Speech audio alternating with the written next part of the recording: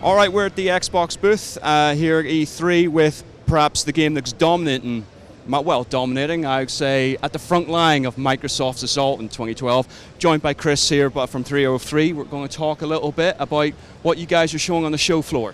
Absolutely. So what we're showing here is we've got a theater presentation that will give you guys a walkthrough of the hands-on demo that we did for our keynote presentation. So there's a live demonstration of campaign. We get to talk about the campaign. And then from there, we're talking about our new Infinity multiplayer experience that we're really happy and very excited to bring to the fans. And then after that, all that talking's done, we're letting people go hands-on with our Infinity multiplayer experience where they get to play competitively against their friends and all the strangers that they get to meet here at the show. And we've been bringing people 3 new missions and 3 different match types during the 3 days of E3. Okay, awesome. Now, when you guys first showed Halo 4, 0 information apart from multiplayers in it, right? This time around, you've shown a big chunky bit of the campaign. Can you sort of just give us an overview of what we know of the campaign thus far and how the UNSC Infinity factors into that? So the Infinity is a huge factor within the game itself as a whole. It's obviously, you saw glimpses of it in the campaign, and from there we're really building it out as the focal point and highlight of our multiplayer suite. Our multiplayer is entitled the Infinity Multiplayer, so that would lead you to believe that it obviously plays a major role, not only bringing fiction to multiplayer, but also tying it into the campaign. I was going to ask that because we will be reacquainting ourselves with Master Chief in the campaign, but you will be playing a multitude of Spartans off the Infinity multiplayer. So how do the two balance off and bounce off each other? Well, Infinity is the home to all Spartans. It's the home of Spartan 4s. There's loads of them in there. This is also the setting for war games, in which it's a combat simulation that we've put the wrapper on for our competitive multiplayer. So this is a house of Spartans. It's quite remarkable in the sense that we get to train. It is a training ground for Spartans, and then from there we deploy into Spartan Ops, which are individual missions and episodes that players get to partake in. Okay, and can you give us a little overview of the Spartan Ops and what people have seen so far? Spartan Ops is a true innovation that we're bringing for Halo 4. Halo's always been known for innovation, and this is how we're bringing this to the fans. Spartan Ops is our new episodic co-op campaign. So if you can imagine a campaign that you're playing with 4 of your friends that takes place 6 months after the episodes or the incidents of the main campaign. So in essence, we're bringing to the fans 2 campaigns. Excellent. Weaponry, enemy types, I know this is what you're going to love because you guys have been beavering away at this. What can we expect to see? Well, as we all know, we've seen the new enemy class, the Prometheans.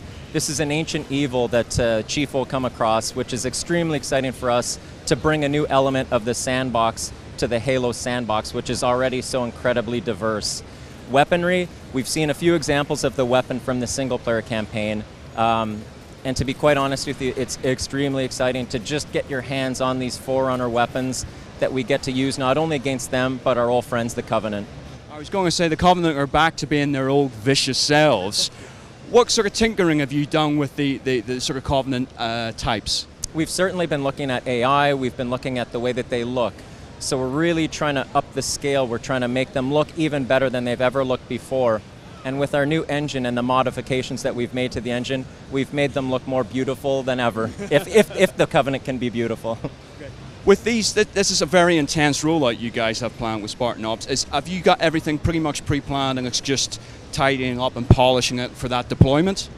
We do in essence, and the way that we're trying to treat this is like a TV series. So as content is delivered in episode formats, that's the way that we're trying to develop it. So we've got a lot underway and we have a lot planned in the coming months. Can you discuss, I don't know whether you can discuss exactly how this system's going to work, because you buy Halo 4 and then with that grant you access to Spartan Ops, or is it like almost like a separate DLC plan? No, when you buy Halo 4, you get Spartan Ops. That's the beauty of it, is that it comes with Halo 4. So everybody that buys it will get to partake in Spartan Ops, and it's going to be delivered to you in an episodic format. So each week you'll get a new episode, and from that episode you get 5 new missions. So that's a lot of value and a lot of content. The mission we actually played last, actually the Halo 4 party, was a nice little robust moment of trying to find a Promethean artifact and protect it, and it felt like a nice balance between all those modes we've seen in Halo thus far contained into the one level. Are you guys approaching like each mission as in we're going to try and get the maximum amount for each one? We certainly are. We're trying to keep them as varied as possible. We want to offer a lot of variety. We're going to have different missions with different objectives. We're going to have vehicles. We're going to really open up the sandbox so that each one feels different. We want to try to bring as much variety as we can. So tying that into the narrative that wraps it all up, we truly feel that it's going to be a compelling experience for the fans.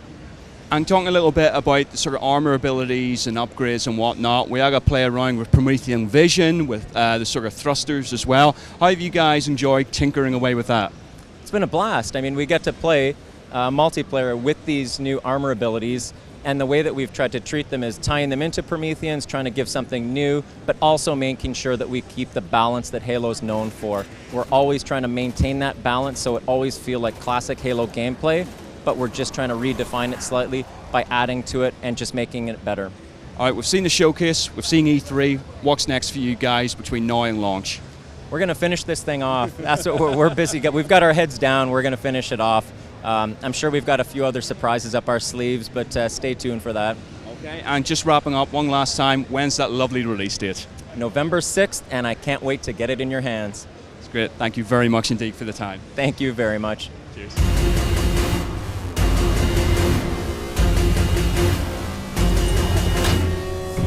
I was put into service 8 years ago. AIs deteriorate after 7.